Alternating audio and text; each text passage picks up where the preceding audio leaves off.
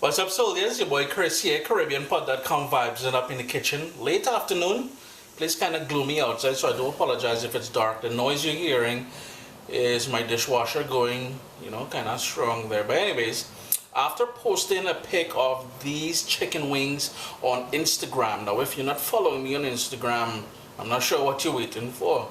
So all kind of nice things happening there, and you can send recipe requests and everything too. So check out Caribbean Pot on Instagram. But anyway, after posting this picture of these crispy chicken wings on there, I was flooded with requests. Chris, hook me up now, boy. So here we go. We're doing some tasty, crispy, watch now, you're gonna impress people with this one. Chicken wings, and real easy to do. So vibes it up, man.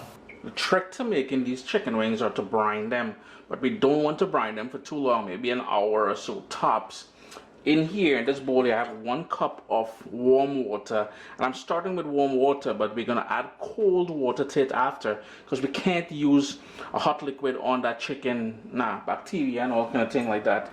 And the reason why we're using warm water to start, I'm gonna go in with brown sugar and salt. I'm using sea salt, but you can use any sort of salt that you have on hand. And one of the reasons why I say don't brine it for too long is because the chicken wings are relatively small when compared to like a thigh or a leg or chicken breast. It will absorb a lot of that salt, so we really don't want that happening. And in using this warm water, it means the salt and the sugar would melt relatively quickly. Just want to dissolve everything. And while I'm still working with this warm water, I want to go in with the fresh thyme. If you don't have fresh thyme and you want to use dried thyme, that is cool. And the reason why I'm tossing it now while the water is still warm is because it's going to help sort of waken up the sort of nice herbal elements of that. Give that a quick stir. I'm going to go in with more cold water now. That's going to really drop the temperature really fast so we can use this brine right away. A few more ingredients to go in there. I'm going to go in with some granulated garlic powder. Just give that a quick little mix there. A good dose of black pepper. And if you got freshly grated black pepper, you can use that. If you don't have granulated garlic, you can also go in with a couple cloves of fresh garlic that's just crushed. Some onion powder. And this is all the seasoning as well that we're going to be using for those chicken wings. And for a gentle kick, I'm going to go in with 2 of these bird's eye peppers. I'm just going to give them a rough chop. And that is totally optional. You don't need to give it that kick if you don't want to. And nobody ain't trying to get you to go out and look for any exotic ingredients if you don't have to, right? All we're going to do is give that a good mix. Make sure it's nice and cool, though. If you need to put some ice cubes in there, go ahead and do so.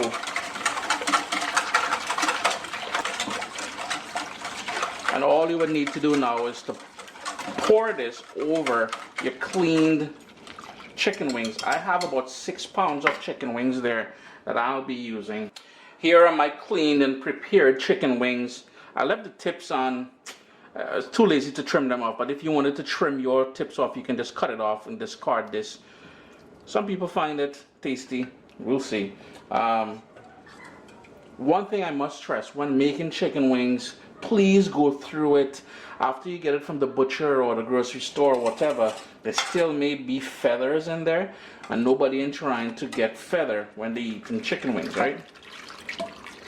As a matter of fact, that's one of the biggest no-nos.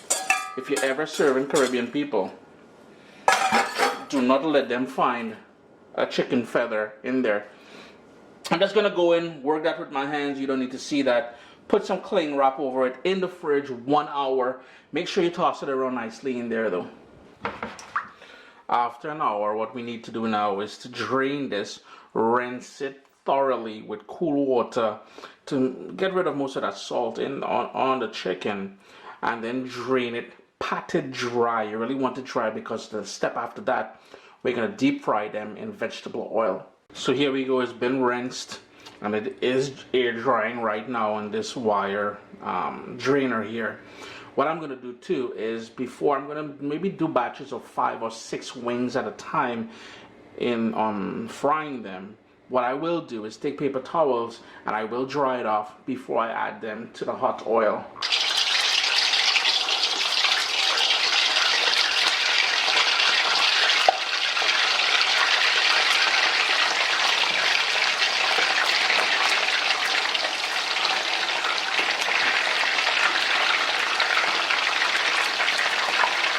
Basically all you're doing is adding them to the hot oil. Be careful when you add it in there. You don't want any sort of moisture jumping, that hot oil jumping back at you. Give it a stir. I have it on a medium-high heat. And we're going anywhere from about 10 to 15 minutes. Occasionally, I'll flip them in there. It's been about 12 minutes. And you can see it's already starting to take on some color. And that is what we're looking for. We really want this to be nice and golden and that skin all crispy, as I said. And because we use that brine, it's going to be nice and moist on the inside as well. So these got to keep going now. I say another 5 to 7 minutes, closer to 20 minutes in total, I'll be honest with you. I think I said 10 to 15 earlier, but you really want to go closer to 20 minutes. These are just about good, nice golden color, if you can see that there. Nice and crisp on the outside. I have a sheet pan over there with a wire rack on it, and I'm just going to put them on there to drain.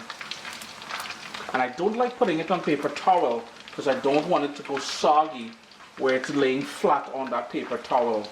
So I'm just going to continue frying these up here. Now here's the thing, if you wanted, you can certainly dust them with some sea salt right now, or your favorite Himalayan salt, or just your regular salt.